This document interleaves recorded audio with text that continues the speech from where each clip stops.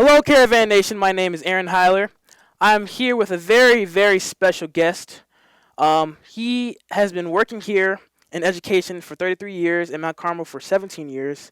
He works as a theology teacher. He was a principal during 2010 and 2017.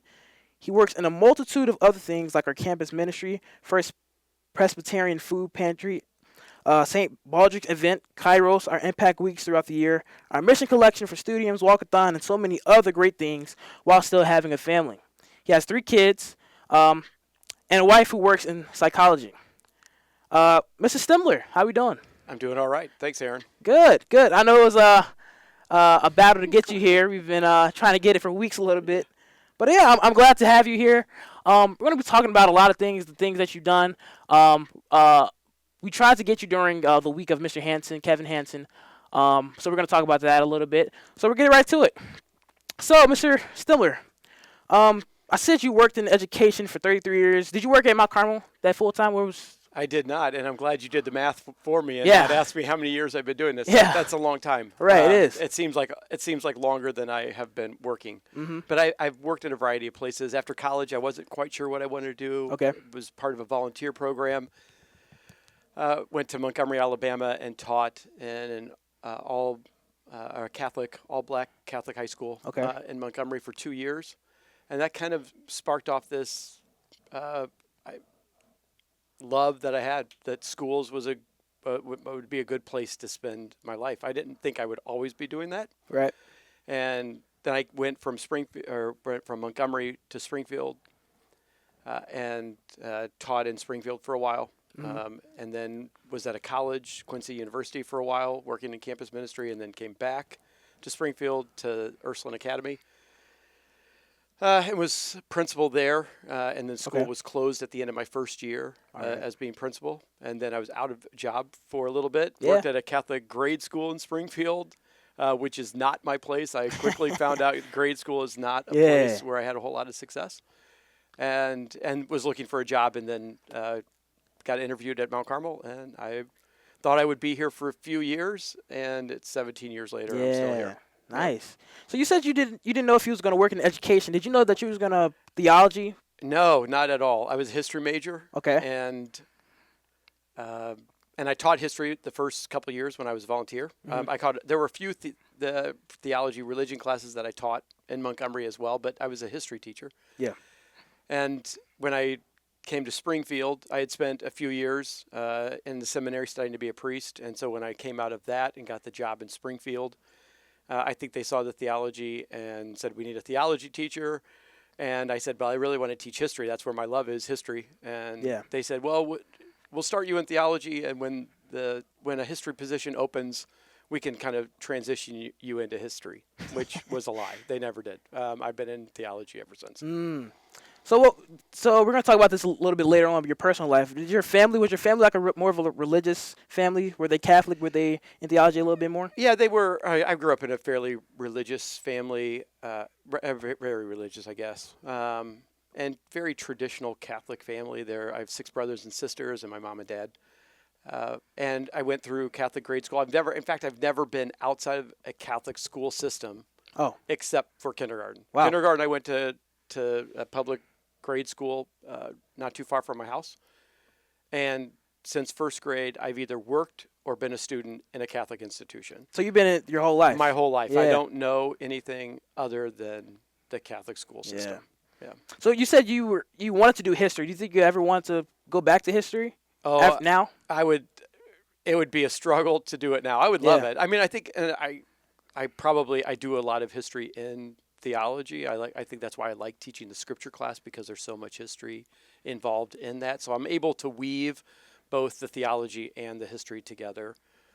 So I'm able to get a little bit of both that. I taught church history when I first came to Carmel, which I loved. That was really one of the parts of history that I really enjoyed, because I think it blended those two parts of interest that I have. History and theology. History and the church. And so it was a 12-week class.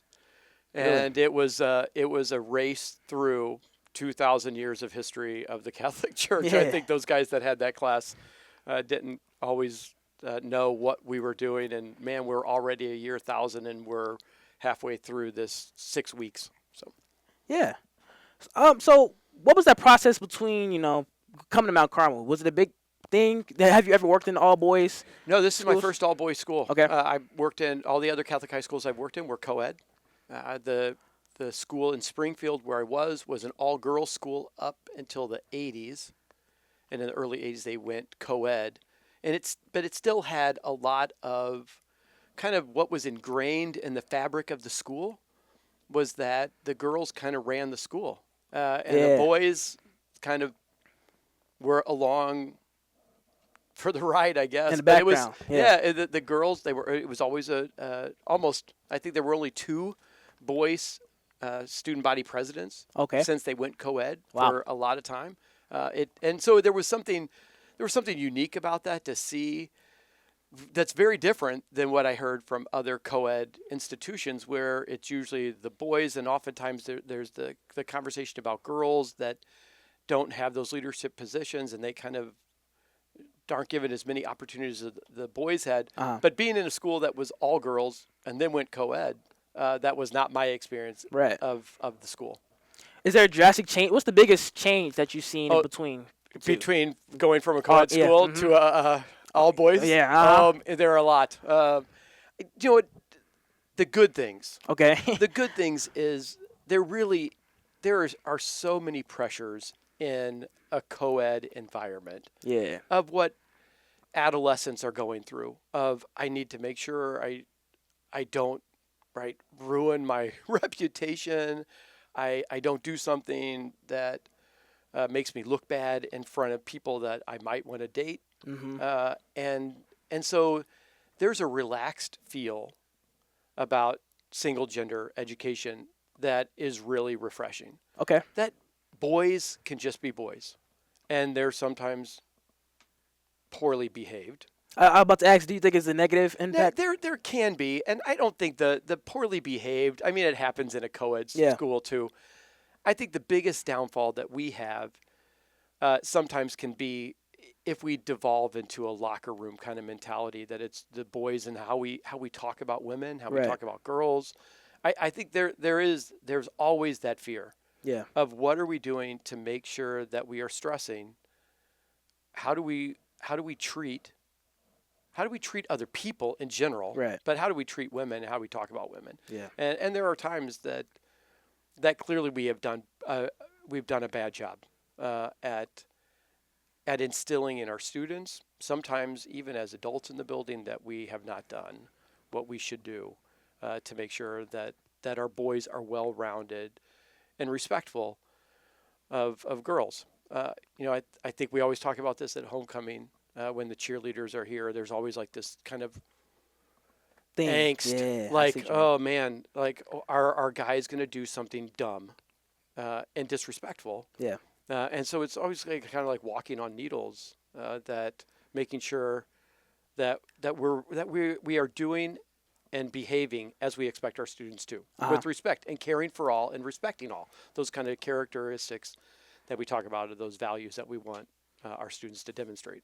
Okay, so you talk about values. Do you think there is a difference if the school? So Mount Carmel is, correct me if I'm wrong, Mount Carmel is a Catholic Carmelite all boys school, private.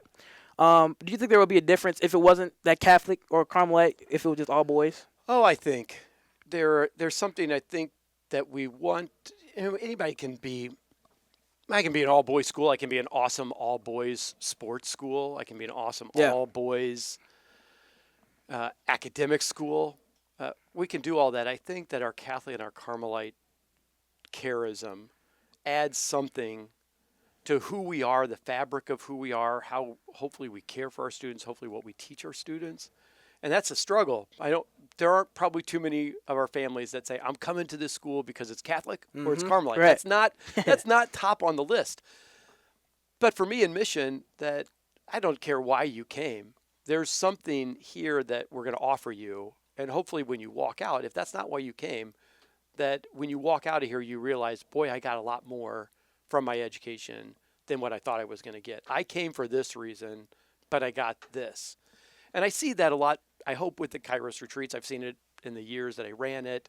I just was on the October one, and it still is this positive experience where there's something about that brotherhood that is so key to who we are, that is grounded in our respect for each other as children of God.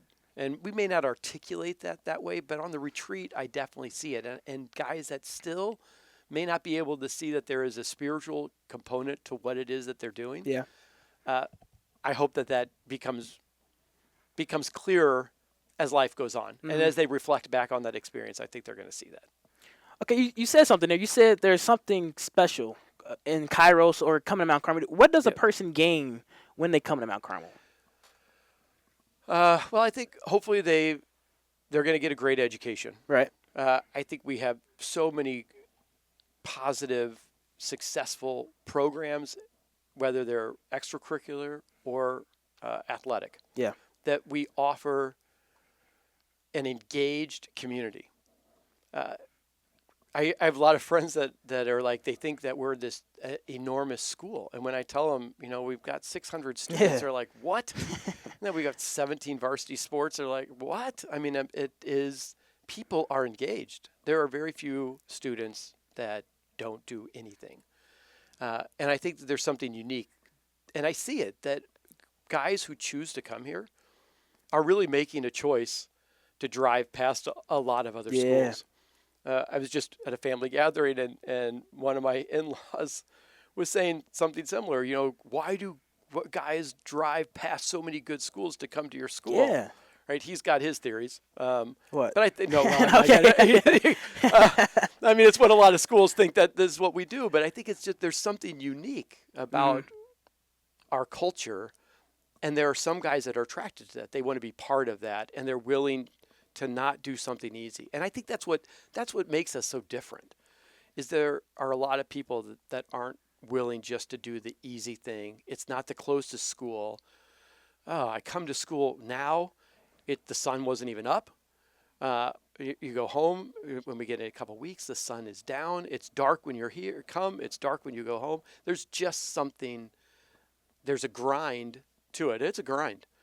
And I think that guys who buy into that walk away with something much deeper, because they've invested a lot more into their education than if I just roll out of bed and get to the local high school that I can be in 10 minutes. Yeah. As a student in your class, you're very passionate about your teaching style, right? You're talking about people driving across other schools to get to Mount Carmel. So what brings you to Mount Carmel as a teacher? Yeah, I think of all the Catholic high schools that I've worked in, I have never seen a Catholic high school as diverse and as engaged as this school. Yeah. And there were a lot of, the school that I was at in Springfield, I loved. I went to an Ursuline high school, was educated by the Ursulines in this idea of service and giving back. The motto that they had was Serviam, I will serve. And that was really instilled in me as a high school student. And when I went to work at this other Ursuline school in Springfield, right, that resonated with me deeply. And it still does, that idea of service. And I think we still hang on to that idea and expand that to this Carmelite piece of prayer. And how is it that we're trying to walk with our students and helping to understand, how is God calling me in my life?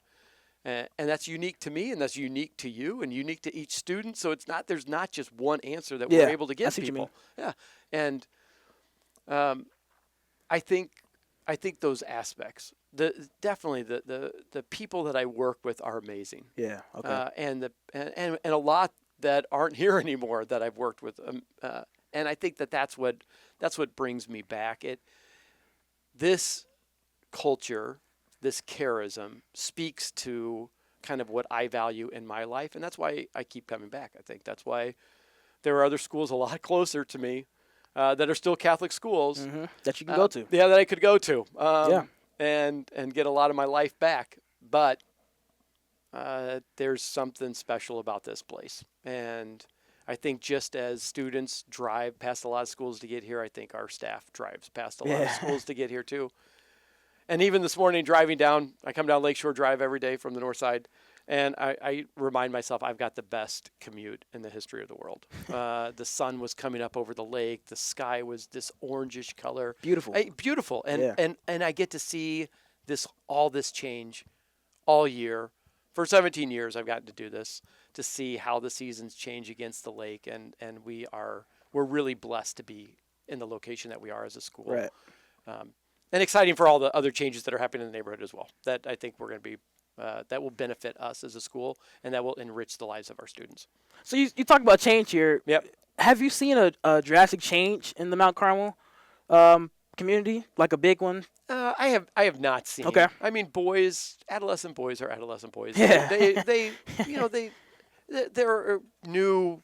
Right? Technology is probably the newest thing that it has grown in the impact that it has on people's lives, especially young people's lives. I think as we're hearing more and more of the possible detrimental effects that this has on our psyche, on all of us, but especially on young people. And I think our challenge in education is what are we doing, and how well are we doing at helping students manage what can be an addictive device that distracts them from being comfortable with who they are, which I think really fights against what we have done really well at Carmel, is helping boys figure out be comfortable with who you are, and in an accepting environment. I think that also helps with us coming from so many different places, that most of our students realize I came here by myself as a freshman. I didn't know anybody else. And so there's this idea that we're going to look out for each other. At least in the back of my mind, I'm not coming from a comfortable place. I had to learn something new when I came to this school. And I think that that's a great gift that we give, of guys becoming comfortable with who they are.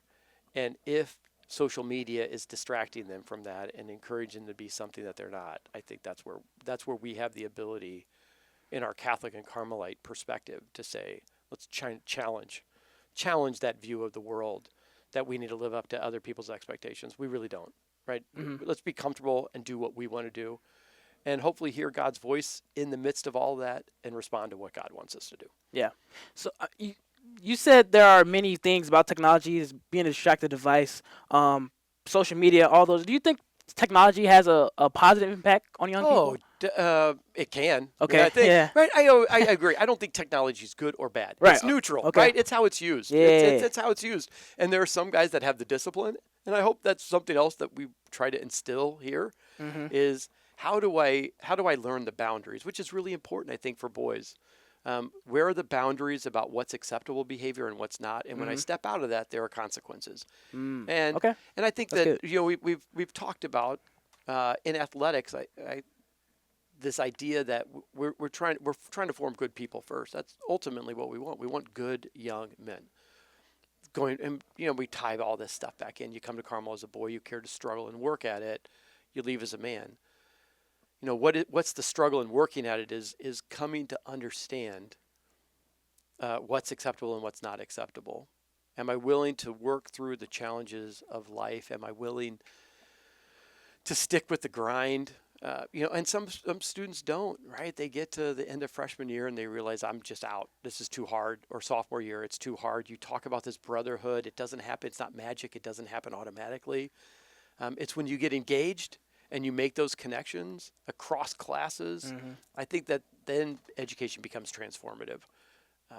And I hope that part of that is that technology piece of how are we teaching the discipline to use this as a way to enhance my life and not detract from my life. Yeah.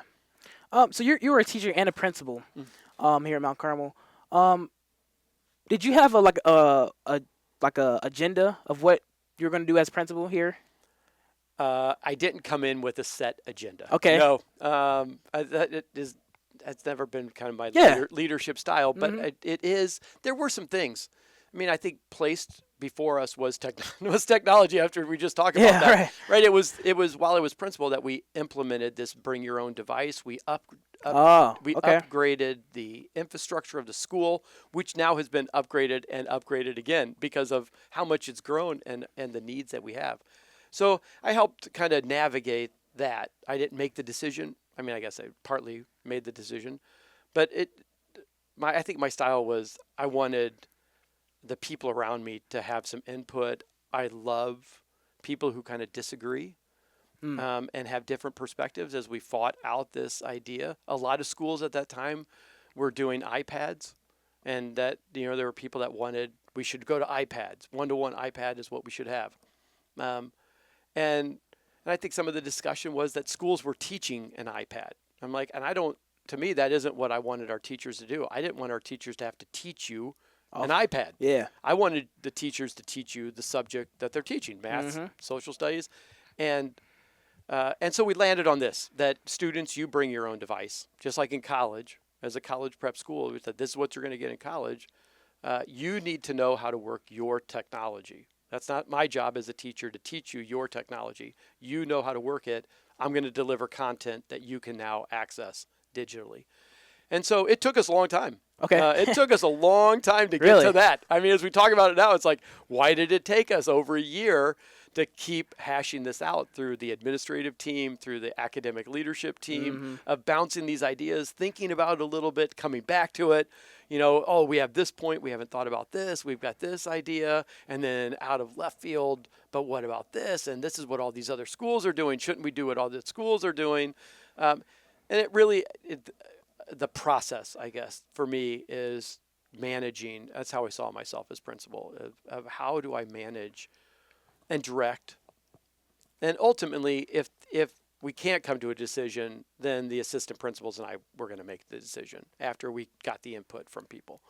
And so that was one of the big ones, the technology. Yeah, yeah, yeah. The music program came back Really? while I was principal, That's so good. we knew that we had a history of a really strong band and music program, and so we started with the 0-hour band that people really struggled to get here at 7 o'clock, and then the next year we moved it into a class period, and it grew, and then we added a choir, and so it was good to see that we then had a band that played and bringing the Navy band, Notre Dame's band came in and Wow. played. So That's good. a music program that was really good for assemblies, that we brought some of the arts back into the culture of the school. Yeah. So was being a principal, was that overwhelming? If correct me if I'm wrong, were you the first lay principal? I was the first principal. Yeah. That was not a Carmelite. So Yeah. before me, Father Carl was both president and principal, Oh, which okay. is kind of the model that we had when they went to the president principal model. And then just as schools develop and the need for an advancement office that is able to support Catholic education, because tuition alone can't raise all the money that we need, that realization that a president really needs to be spending more time In that. doing the fundraising side of the school so that the school can continue to function. So Father Carl kind of split those positions, that he remained on as president while I became principal to deal with some of those day-to-day, the academic issues. We added it. We were at 6 periods, I think, when I started as principal. Really? 6 periods a day. Wow. We knew we wanted 4 years of math and we wanted 4 years of science. So we ended up adding a 7th period into our day, which is the kind of currently the structure that we have. But we were able to add all those things. Theology was only a trimester in sophomore year, so we were able to add theology all year, every year. Okay. English always had 4 years of requirements because it was the state. And so we really upped the academic standard of the school, whereas the state of Illinois doesn't require that many credits and hours in math and science. And we're like, but we should be doing this. We need more math and science as a culture, as a society, if we're going to move into these jobs to keep us on the cutting edge as a nation, that we need math and science. So we moved up to those 4 years of math and science requirements. Yeah. So I talked about your agenda as a principal. Do you have an agenda as a teacher? What do you think students see you as a teacher? I saw this question coming. I'm not. Boy, I try not to spend too much time thinking about how they see me. Yeah, I think it's all right. I'm probably, you know, I can be intense. You said that word. Right. I can be intense. Yeah, I can be intense. It's passion. Passion. We passion. see passion in yeah, your passion. teaching. Yeah. I think people think I'm a little hard. Yeah. Demanding. I do have high expectations. I try to explain. I think I'm an easier grader than I am of my expectations and testing. I can see that. I can see that. And so I really have calmed down in my as I've moved along. Really? I know people might wonder what I was like as a younger teacher. Wow, that's but crazy. I was much harder as a younger teacher, I think, than what I am now. I remember, man, my first year of teaching, they were getting 50 question, 75 question tests to answer in 45 minutes. I look at those poor students that I had. Let's retire that. Let's retire. Don't bring that back. And I'm like, man, I would the amount of time that goes into making 75, and those were the history classes, but I'm like, man, making a test that had 75 questions. Yeah. In days that I had that was early days of technology. It was not the easiest thing to do. I don't want to go back to those kind of tests. Yeah. Yeah, we recently just took a ACT prep. Yeah, ACT prep. Yes. So you prepare us for college a little bit. Do you think that gets a little? How do you think that impacts the students? Yeah, and part of that is leftover too, right? When I was principal, we had implemented quite extensive on parent-teacher conference days, which happened once a trimester. That half day before conferences, we used to give a full ACT style test to every student in the building. Wow. So for 4 hours, three and a half hours, every student sat in studio and took the test. Wow. And then we tracked that data, from freshman year to senior year. And that's how seniors got exempted from exams. And our thought process was that our ACT scores were not where we wanted them to be. And we knew that we needed to spend more time. How does the ACT ask questions? How do we get students familiar enough with the style and taking long tests? Because this is it's not what we do. Nowhere. Yeah.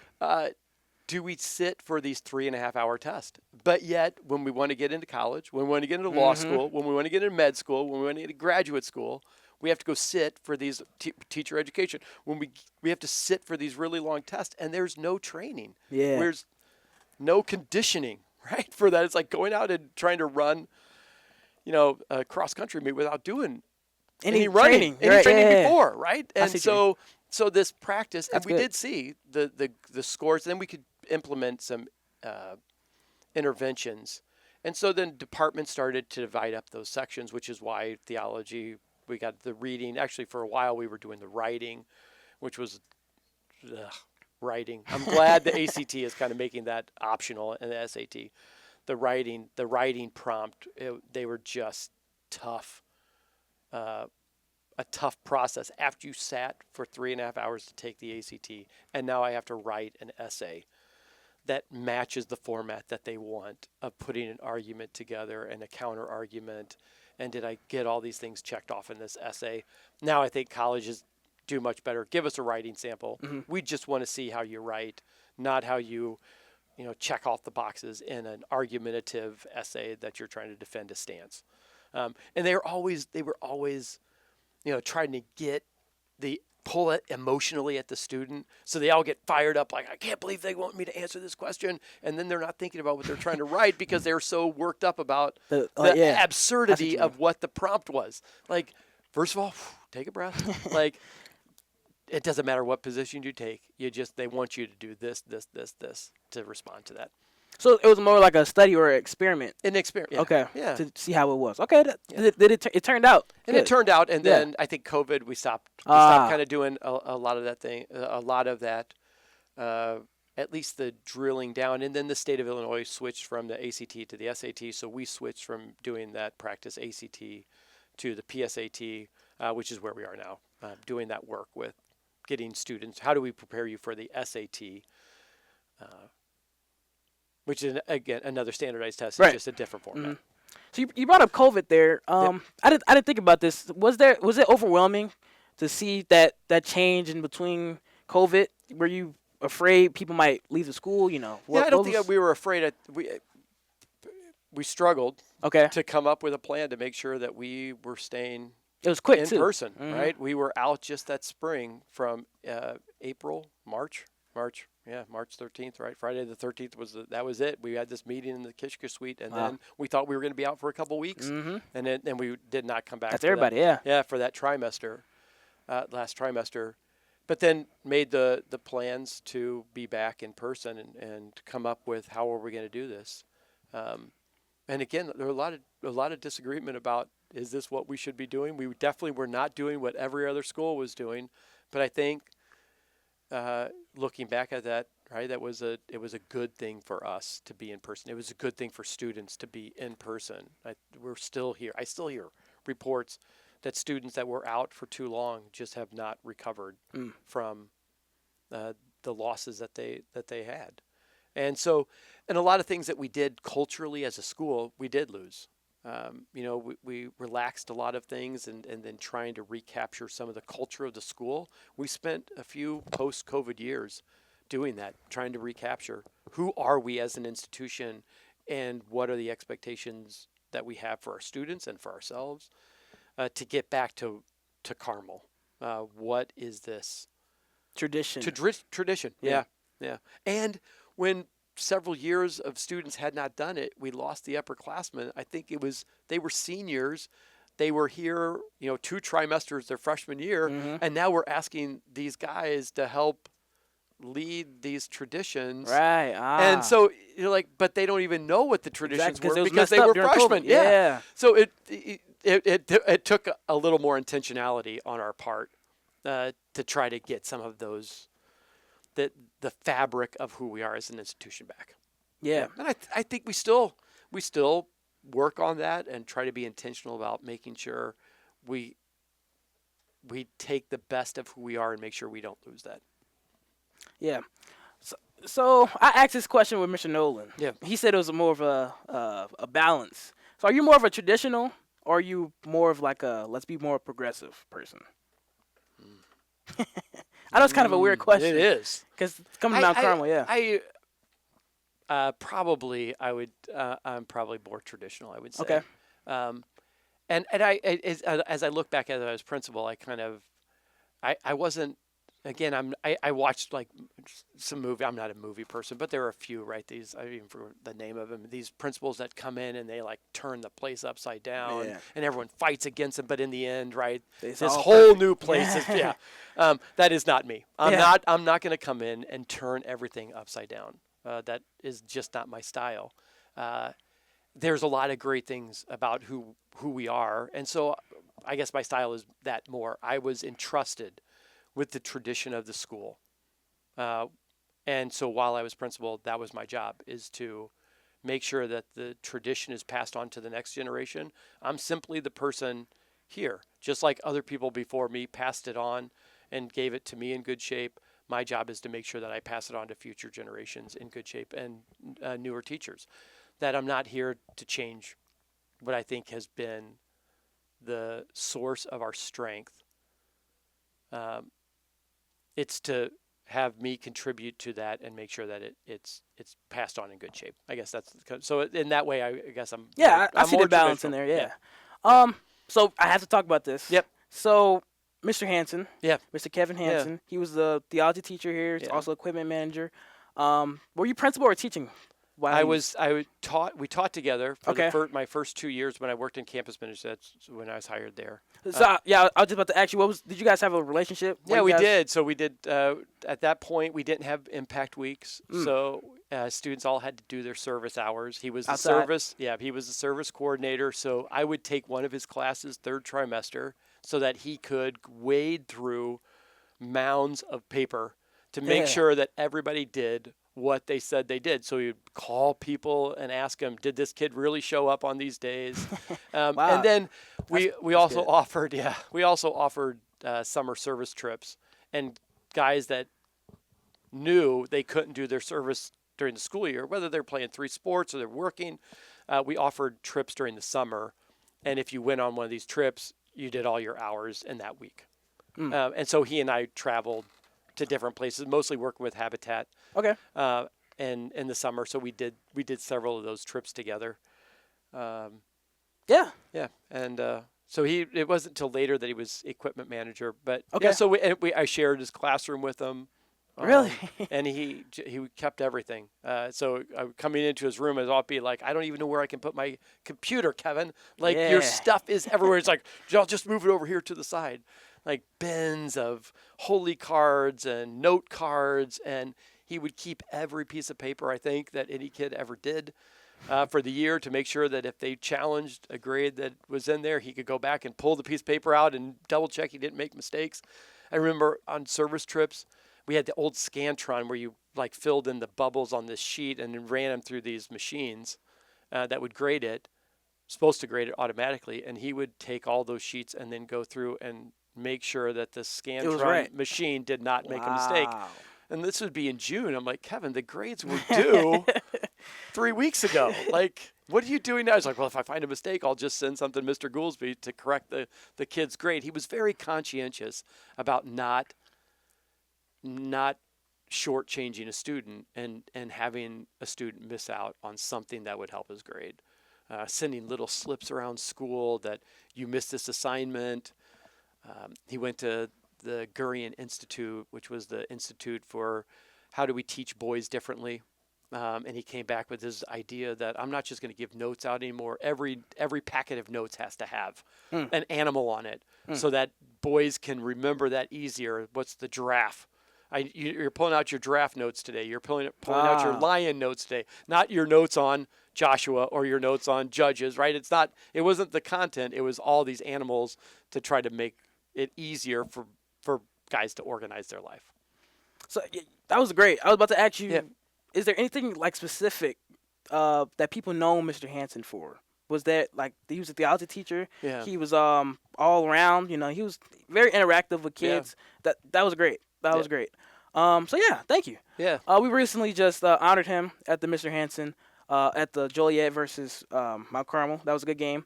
Yeah. So anything else you want to say? Yeah, I mean, I was really happy that night. It was great to see his family again. I see his dad, and his dad and I touch base every once in a while. But I was really, I mean, that's the first time we played JCA. Okay. Since I've been here. Since 2007, yeah. So before I was here was the last time. So we've never played in my 17 years here. It just was a really positive atmosphere from the joint reception outside, and the number of faculty that worked here that came back for the game. It was great to see just the level of engagement and to honor the Hansen family. And then we added the Ehrenstrom family as well, that Coach E's daughter was here. It was great to see her. We have some really, again, they're people that have kind of shaped the way that I've been engaged and welcomed into this community. And so it was good to be there and to celebrate with those two families of really special men who have worked here. Yeah, that was, I agree. I didn't know Mr. Hansen. I wasn't a student here. Yeah. But I definitely felt his presence and his spirit there. We honor him all the time. Yeah. I see posters all around. He was. I feel like he was a great guy. I know he was a great guy. Yeah. So yeah, we also honor him at our St. Baldrick's event. So this St. Baldrick's, did that start under you? It did not. It started a few years before I came. Okay. But you're the one that runs it. I did pick it up. Okay. It ran through student government for many years. Okay. And then because of some turnover, it, like several other things here, like Walkathon, it seemed to land on my plate for no rhyme or reason.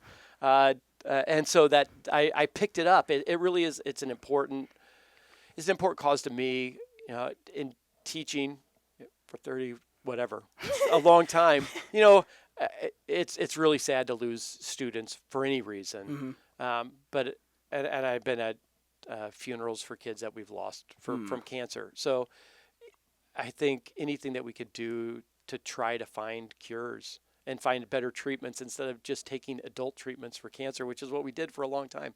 Adult treatments, and kind of let's just lessen the dose and give it to a kid. Yeah, and it didn't work all the time, and too many kids lost their lives in their battle with cancer. So through organizations like St. Baldrick's, who have said we need more federal funding for this, we need more private funding for this. This is our one way that we can help alleviate hopefully unnecessary losses to the battle with cancer with adolescents. Yeah, Mount Carmel does a great job of the St. Baldrick's awareness. Yeah. We make it a fun event. It's all fun. Have music, people cutting and shaving their heads. Yeah. It's a great thing that we do. So you talk about the many things that you've on your plate. Like I said at the beginning, it's a multitude of things. I honestly don't think we could do it in this podcast episode. Might have to do part 2. But Kairos, I know it is a sacred and secretive thing. Every time I ask a senior or junior about it, I can't tell you. I can't tell you. It's a secret. Only thing they tell me is it's a naked mass. Naked mass. Let's naked confirm mass. that. There's no naked mass. Okay, all right. I tell the guys every time in the chapel when we meet, the's no naked mass. I don't know where that came from. Well, I think and I tell them, it is because I'll tell you what it's guys who get up and give a talk. Yeah. And then you go to a group and you talk about what the guy talked about from your perspective of your own life. And then you go back and you listen to another talk, and then you go to a small group and you tell this to people and they're like, oh my God, it sounds like class. This sounds like class. And that's what it does sound like. But there really is something that is powerful as you sit there as a community, as a group of people listening and being present to each other in a way that we aren't normally present to each other. That is really powerful and transformative. And because it's really hard to explain and to understand when you don't experience it, we come up with this crazy stuff like, you got to be ready for the naked mass. Yeah, naked mass. Right? And it just kind of, it's a way to not talk about what and people, and people do share a lot of stuff, and we ask, be respectful of the confidence that people shared that with, and that's why, that's what, people. We don't want people coming back and you're never gonna believe what I heard. But really powerful, and I, for a long time, not only here but at a school in Springfield as well that helped run the retreats. It's draining. I remember. When I first came, that was my job, run all the retreats for everybody. But those Kairoses, there's something really powerful about the retreats here that I did not experience at other places. They were always really good. Mm-hmm. But, man, there is something unique about this all-boy retreat. And the willingness of guys to be vulnerable. Mm-hmm. That is very different. And I would come back off of those retreats oftentimes just like feeling the weight of the world on me. And my wife and I would, every time, just before kids, I'd come home and be like, let's just go out. We had this little local pizza place that did brick oven pizza. And we would just sit there. And it was kind of like, her being in psychology, right? That we talked about, a therapist. That was kind of my therapy session. Like, I've sat with a whole lot. I've been handed a whole lot of stuff to sit with. And now I need to have some outlet to help me process what I heard over the last couple days. And it's draining. I am grateful for Mr. Petrich, for he's the one that directs them now.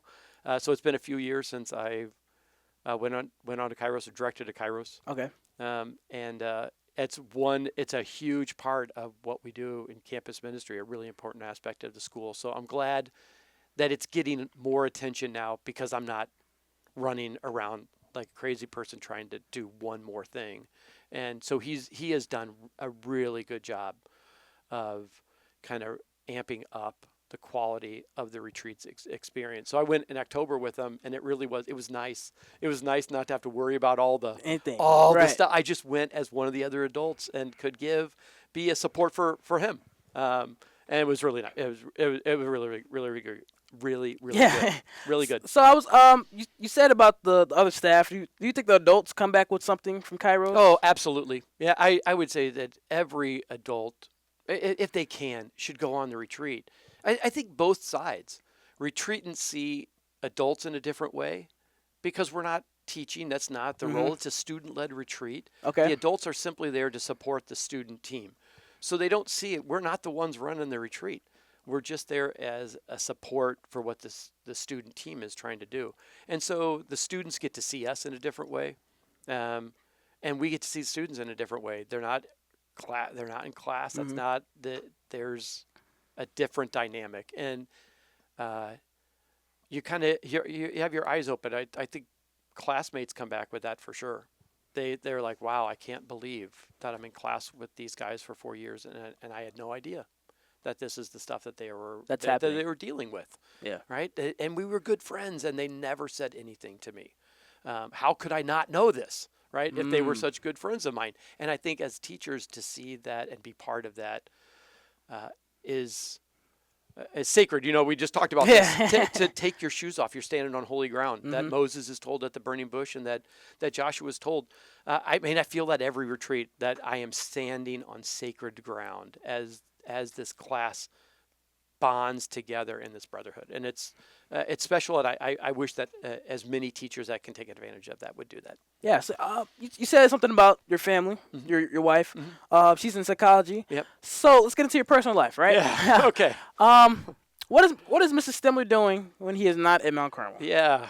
Boy, it's almost all about my kids now, who are running and involved in all kinds of youth sports. So we do a lot of managing who needs to go where, when, which is, we've rescheduled this several times, and I told you it's worked out really well, because my wife is like, oh, what do you mean it's got to do this on Monday? We have this going on, this going on, this going on. Yeah.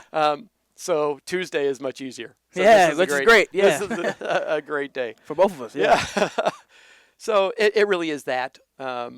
We try to always eat together as a family. I think that's important. That's good. It really is becoming tough with basketball season that just started last night, and basketball schedule between my daughter playing and now my son.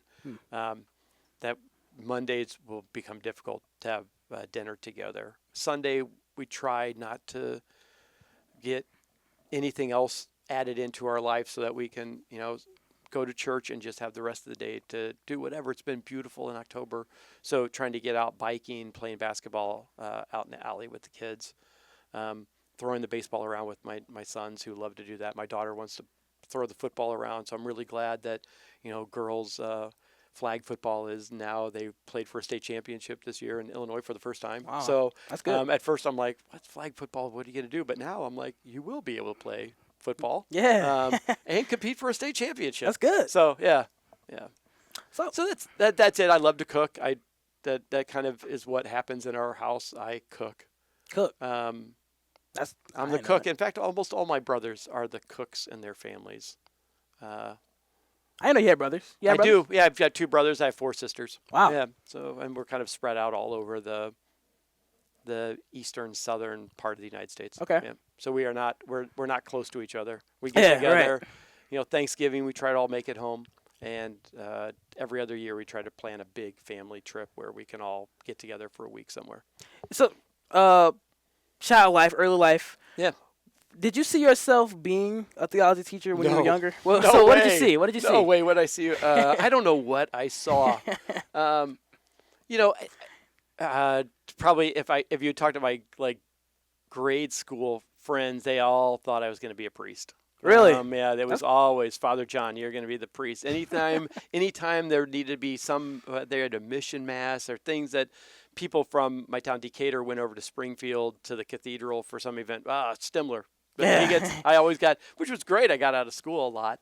I wasn't a particularly great student through most of grade school. I think in 7th grade it clicked for me. Really? And then, since then, yeah. But I definitely, school was not I think, my strong suit. Yeah. I don't know what I saw myself. I did think about priesthood. Obviously, I went to the seminary for 3 years, and then realized that is not what God was calling me to do.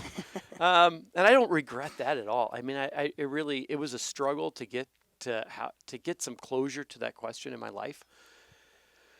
And I wanted God to give me some clear answer to that, and I never got it. Thank God I had a spiritual director that told me just to sit in prayer and stop asking and stop expecting what God is going to give you. And the answer became fairly clear to me, shockingly, like, this really is not. Mm-hmm. This is not what I'm called to do.